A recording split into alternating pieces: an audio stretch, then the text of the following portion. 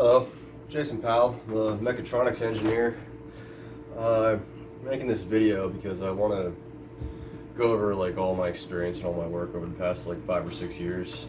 Found in like interviews and stuff, it's always hard to really convey the details of all my projects and stuff. So I wanted to keep this under 15-20 minutes, but I've already done the deck that I ran through, and this is just the intro to it. It'll be about 30 minutes, but it's very comprehensive, and yeah, let's do this. And going to try to run through it as quick as possible, but I'll try my best either way.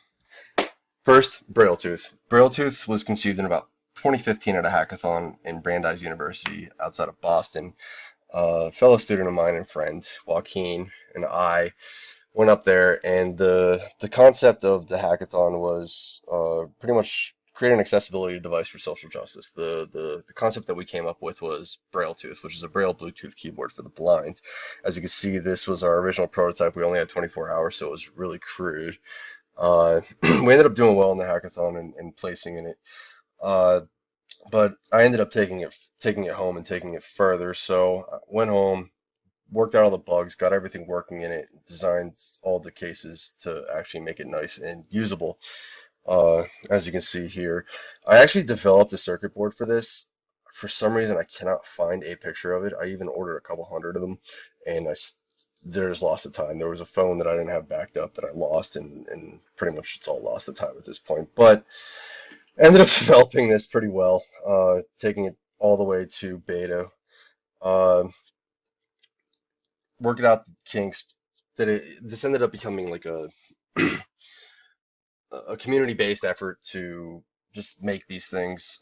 With the phones especially, phones change every 6 months, so there was no point in ever tooling it, so we always just kept that 3D printing and would just always change it to the dimensions of it depending on which phone came out. These standalone devices ended up being the most popular thing. Actually, inside of these standalone devices is my circuit board. Just don't have any pictures of it, unfortunately. Um, Taking it through, this ended up becoming a community thing. Took it to beta at a local school for the blind at Jersey City. Gave about 25 of them away to kids to try out and work out the kinks and figure out what they liked. They really enjoyed the product. So in this video, every time that I do this, this is going to be a link you should see in the top right hand corner, a link to the video description. This will happen a few times throughout the video. Uh, Took this really far. Ended up having this Dutch and German outfit hit me up to basically consult them.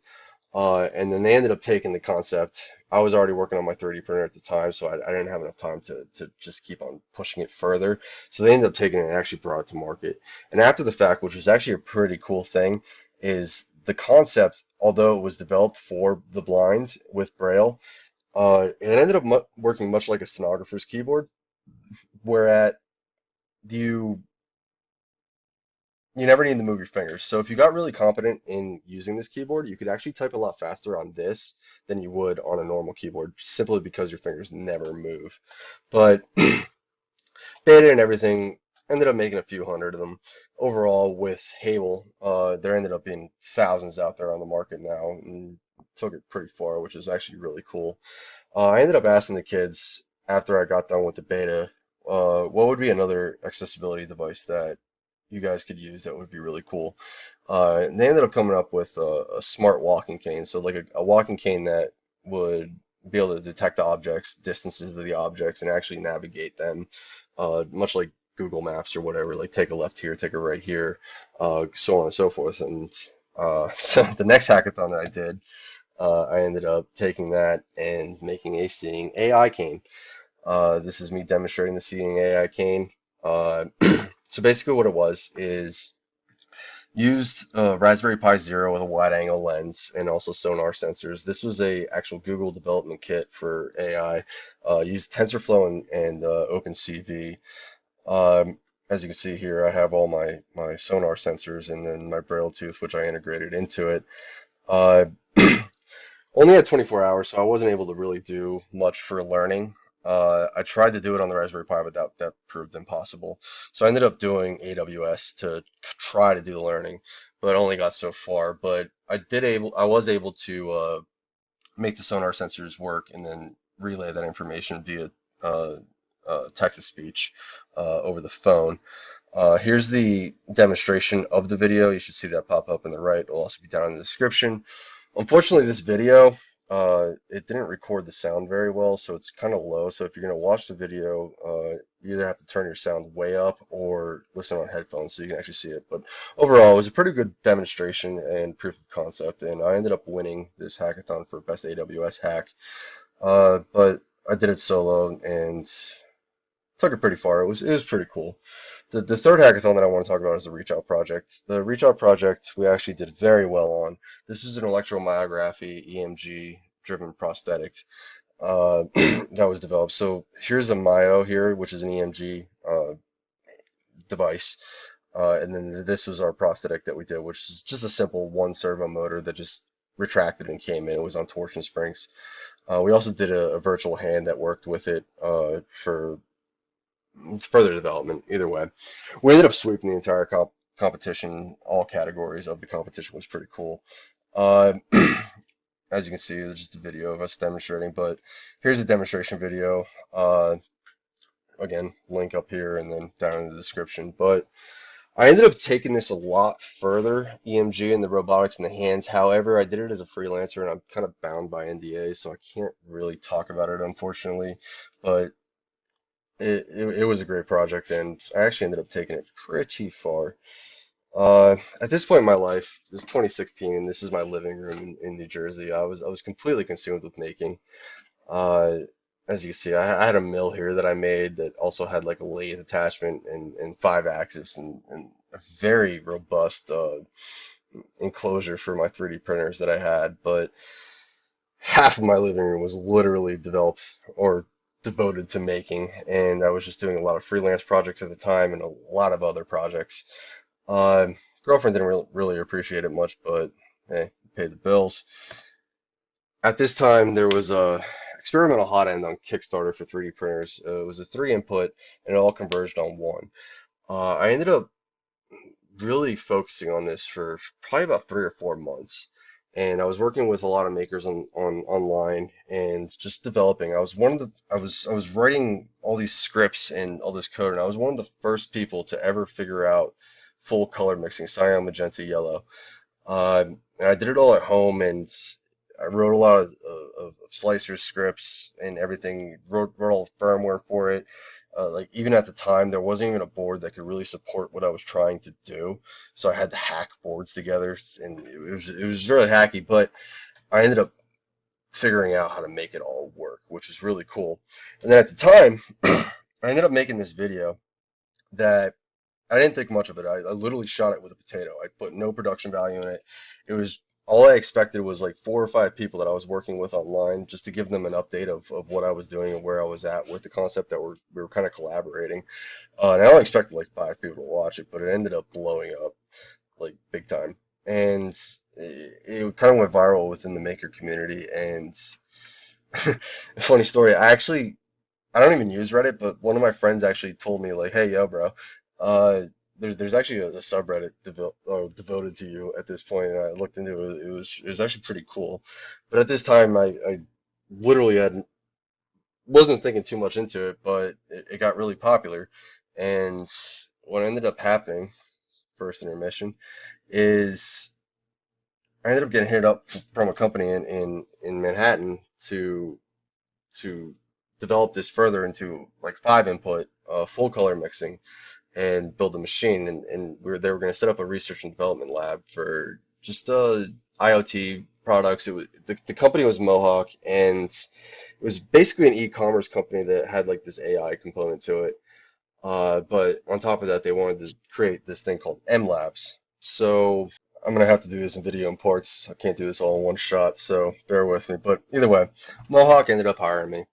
This was M Labs, and as you can see here, this was basically the back room where we had all the CNC machines. I ended up procuring and buying all these CNC machines, and this is basically my office. So this is my desk and everything. Ended up building up the entire lab, buying all the tools, buying all the CNC machines. Even ended up designing all the desks that everybody was going to work at and building those out too. Once I was done building out the lab and all the research and development stuff, uh, that's when I started building my printer.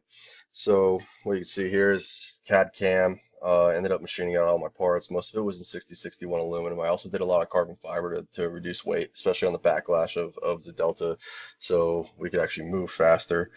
Um, this is one of my first prototypes of my printer. As you can see, it's just bare aluminum. Looks like a spaceship. But we were trying to bring in investors and whatnot, so I had to make the machine a lot prettier. So my solution for that was to spend a weekend developing a powder coating oven. So I developed this completely automated powder coating oven. Had PID sensors and stepper motors that actually spun the part, and I had an infrared heating element that basically went up and down. It was on a timer, and pretty much automated. It was pretty cool. Here's the scripts for it, and then just basically the powder coating oven. As you can see, parts in here curing right now.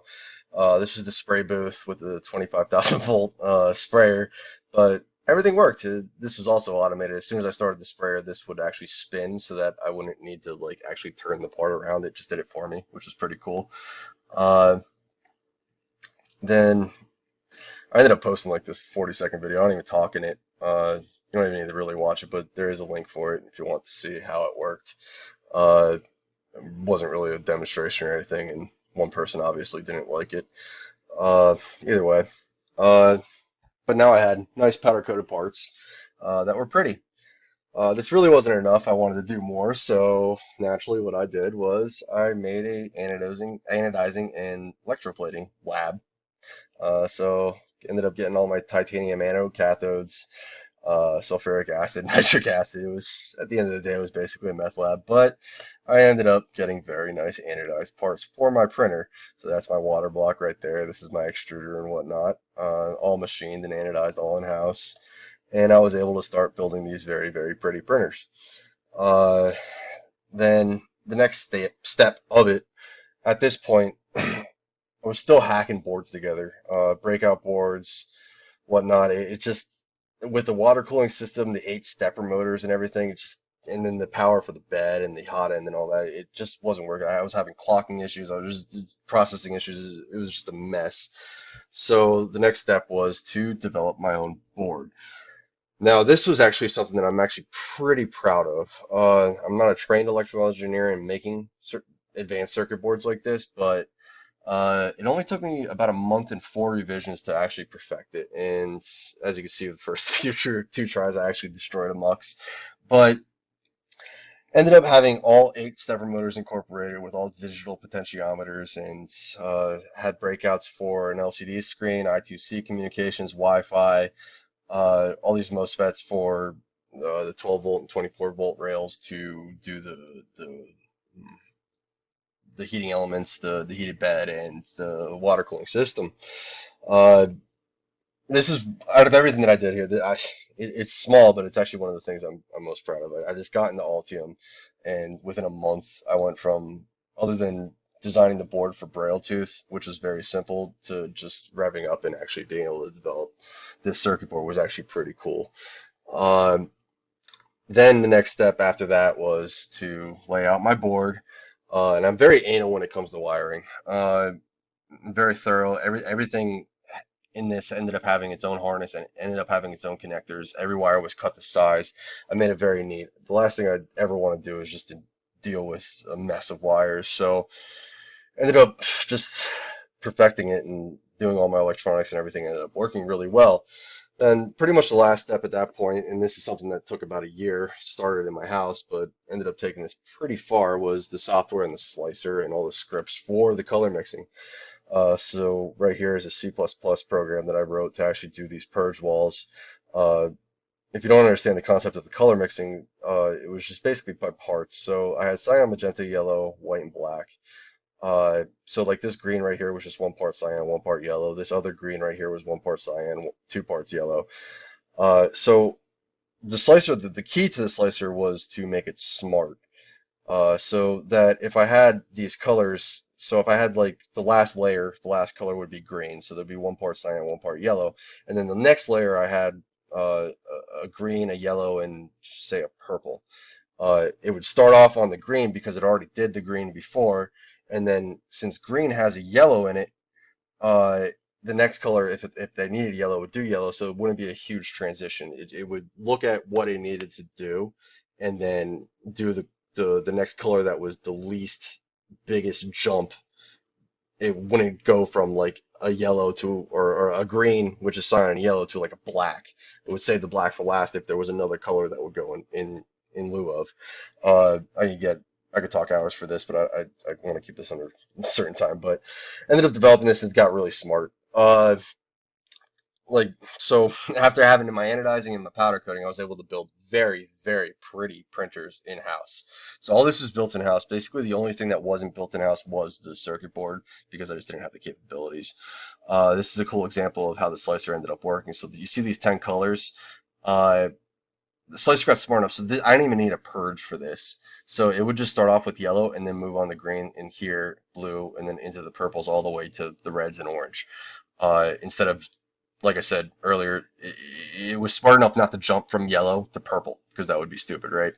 Uh, Going through, this was actually the production level machine uh, that we ended up building out in China.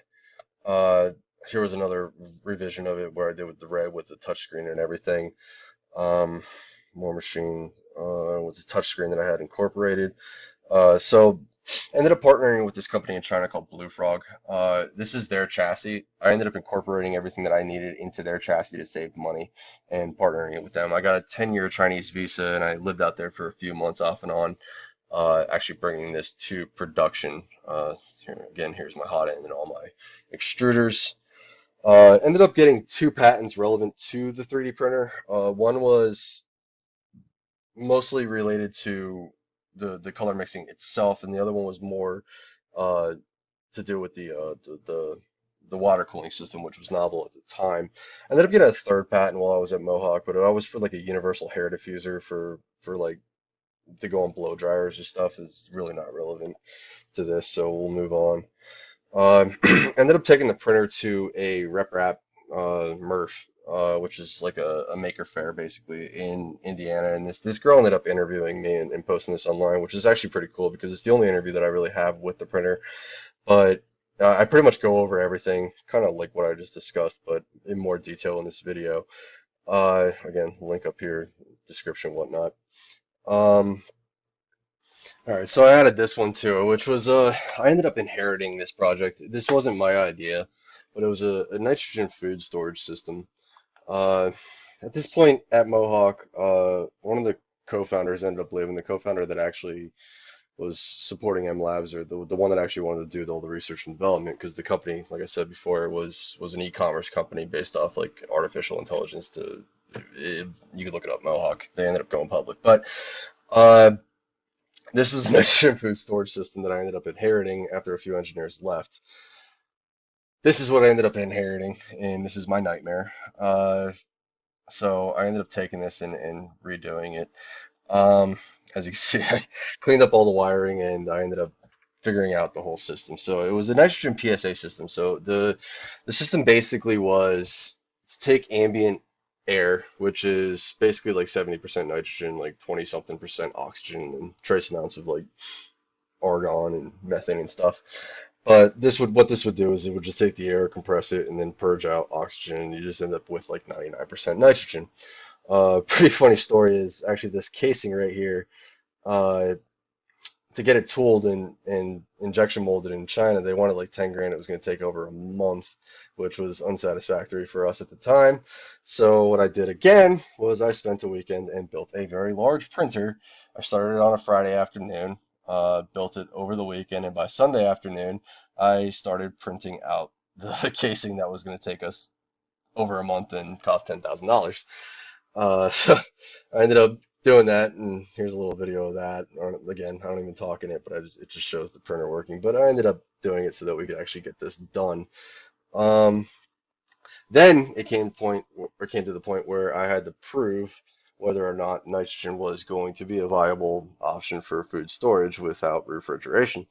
So I set up this very comprehensive experiment with I think it was what 50 or 70 cubic foot nitrogen tank because I didn't want to use the PSA system for the experiment. But either way, uh, there was 8 which ended up becoming 10 plus a refrigerator, containers with O2 sensors because there's no such thing as really a nitrogen sensor. So I just used the O2 sensor, and if the O2 sensor read 1% or 1% oxygen, I could safely assume that it was 99% nitrogen inside of that the tanks or the little containers.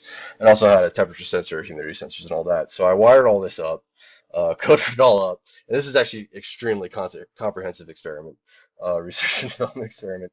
So I ended up writing out all the code and getting all the data, and then I got a DAC that actually took all the data that I acquired, and wrote all these VBA macros to actually populate it and chart it, and then every night it would like combine all the data, save it for the date, and then start a new sheet and go on. We ran this experiment for about 2 weeks. You can see here I had control system. This is a Kiwi inside the nitrogen, one that I left out to kind of like use it as a control.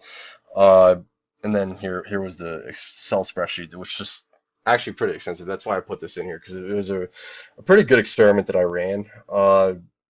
And as you can see, there's a video here that I made. There was actually a second part to this video. I can't find it anymore for some reason, but uh, I've been told that this could have been like a thesis or something. But if you want to see my capabilities of actually conducting or setting up a very thorough research and development experiment, this is actually a pretty good video to watch for that. Either way, we'll move on. Uh, Towards the end of the experiment, unfortunately, the company ended up changing directions. They didn't want to have the research and development lab anymore. One of the co-founders, like I said, left, who was actually the one that wanted to do all this. They're all ex-Googlers. They ended up moving on, and I ended up staying behind, and we ended up collapsing the lab out, and all my babies got sold off and shipped off. And this was around April 2018, and at this time it was pretty much my time to move on from Mohawk, unfortunately. But that's where that ended up happening. And that's where we go up. And this is our second intermission now. The next step of this will be Fuse, and Fuse was crazy. I'm definitely over my 15 minutes. I'm probably at 20 something minutes now, so this will probably be about another 10. But if you want to know more about the experience, we can get into Fuse, which was substantial. Right, so now Fuse. I don't even know where to start here. So this was a nuclear fusion research and development company that the co-founder that I talked about at Mohawk that left, I ended up doing it with him. I was the first hire for it. He came to me when he wanted to get this done. So this was a 33,000 square foot facility outside of Montreal in Quebec that we acquired. Everything that you see in these pictures, I either bought, made, or procured in some type of way. Uh, the more I look back on it, the more crazy how crazy this was. But basically, first things first, I ended up doing about 2 weeks of training to get a CDL, commercial driver's license. And then as soon as I got my license for the CDL, I turned around and bought this truck for like 12 grand, and then the trailer for about another 12 grand. And I hired two of my friends, and then immediately after just getting my CDL, I just turned around and started training them as if I knew what I was doing. But they ended up getting their CDL too, which is cool. So the entire point of it was we didn't have a huge runway, so we wanted to build out this machine shop and whole ecosystem within the facility. So what I would do is I would go to these liquidation auctions and buy these machines. So like this mill right here was like $6,000. Normally it would, if it was working, it would cost like $40,000, $50,000. But the only thing that was wrong with it was the spindle motor was blown out. So it was about $2,000 plus 6,000, so $8,000. I had this thing up and running. Same thing with this router. It was a 5x12 router with a 8 position ATC. The only thing wrong with it was the servos for the drive motors were blown. $3,000 out a week work. I had that up and running, and it was basically an $80,000 router at that point. Same thing with this forklift. Some of the pneumatics were bad for it. This is like $6,000 or $7,000, and then this forklift, which never ended up working. But I remember this one vividly. This was actually in Syracuse. It was pretty funny. Uh, Picked this up was the first thing I actually picked up, and I'm sitting there on the side of the road watching YouTube videos, trying to figure out how to actually rig this thing because I've never actually rigged heavy equipment to a trailer before. So YouTube did the job for me, and we ended up getting home safely. Um, So so when we got the facility, it was an old warehouse, so this was all their stuff. They had to get it all out. But this is basically what we wanted to do. So we wanted to have a machine shop. We wanted to have all of our nuclear fusion experiments. We weren't trying to build like we're not ITER. We're not trying to build a huge nuclear fusion reactor. But we hired a few PhDs, and the whole point of it was to a lot of the smaller parts, like the vacuum chambers and ignitrons and capacitor banks, do research and development on those smaller components and gain IP on it so that when nuclear fusion eventually does become more viable, that we would have the IP. And then all these containers right here we were going to pick up, and everybody was going to live inside the containers. It supported like 40 people. Uh, as you can see, this machine shop, so I ended up procuring everything in this machine shop. There was two lathes, one CNC, one manual. We had this mill, we had this router, and we had these two-wire EDM machines. One of them I actually got for $500, which is crazy. But I ended up building out this entire machine shop for under 50 grand. And like I said, with the router alone, once I had it fixed, it was worth like 80 grand. So it was actually pretty economical overall. Built out welding tables and everything for it. Um, there's more pictures, stuff that I built out. And then I started acquiring these 40-foot storage containers. I bought this storage container for like 2 grand. And again, like I really just figuring out on the fly on how to rig this. I'm not even sure this runoff on the back of the trailer was even legal, but we ended up getting it over the border and getting it home. Then when we got it there, I started doing the electrical for it just to map it out, and then I laid it out and I pushed it out to paint it all. And then we ended up making it really nice and pretty to be like the command center or the clean shop for all of the experiments or whatever we were gonna build. As you can see, I bought this like transformer for like $100 and what have you. And then just built it all the way out. And this ended up becoming like the lab or the control center for the experiments. Now you ask, how did how was I able to paint all this all nice and everything? And you should know by now, I built a powder coating oven. So this one was about 10x bigger than the original powder coating oven. As you can see here, there's me inside of it. It was 13 feet tall by 5 by 5 feet. I ended up MIG welding it all together. You can see the container back here before I actually painted it all. Um, Again, like the nitrogenator, I laid out all my schematics. So there's 4 PID controllers. Brought in two 20 volt for the heating elements and two 110 volts single phase for the heating elements. But I ended up wiring it all up PIDs and had low sensors and then PWM for the fan to circulate the air so that everything was all even. Because one thing that I found was 13 feet tall, when I heated everything up, the top of it, the top half of it would be like 400 or 500 degrees, but the lower half of it would only be like 350. So I ended up doing like a fan system that actually circulated the air so that it was all evened out. This ended up being a pretty great oven overall. So we ended up kind of meta actually. The painted parts on the oven itself were actually done in the oven. Um, Either way, moving on. Then we started doing the experiments with all the capacitor banks, and this is just me messing with all the electrical in the facility. So I already had low voltage down pretty well from all the 3D printer stuff that I did, but this was a lot of high voltage and pulse power stuff that I learned along the way. But we were doing experiments. Um, Again, me playing with the capacitor banks, playing with the electricity. This is a transformer that I bought for like $100 that had like no documentation. I didn't even know how to uh, wire it. I just guessed. So I took all the necessary safety precautions before I powered it up, which was basically consisted of me wearing a welding mask and hiding behind a quarter-inch board of OSB. So it worked though. Either way, we ended up doing Militor vacuum chambers and SDP systems and whatnot. Did this for about 2 years. I lived inside of the facility. I actually lived inside of the truck inside of the facility. At this point, it was pretty crazy. So, like I said, everything in here I either procured, built, or put together, and I lived inside of the truck, just working 100-hour weeks, 7 days a week inside of the facility in Montreal. Especially after the 2 years of Mohawk, I was pretty burnt out at that point. And then right around here was March 2020, right before the pandemic happened. Uh, and they were shutting down the border, and I was pretty much burnt out at that point. So it was unfortunately the best decision at that point was for me to leave. Um, Still going on, but I had to take a break. So I came back to New York and ended up going back to school. Did some more schooling at Columbia. Just took a break, decompressed, and got myself right. But this is pretty much a rundown of the past 6 years of my life and everything that I've done. I wanted to. This is my third intermission, but I wanted to add a few things towards the end of this. Maybe not so relevant, but they're pretty cool concepts or projects that I did. Um, so like one of them was you can see it in the beginning of the video, my wall PC.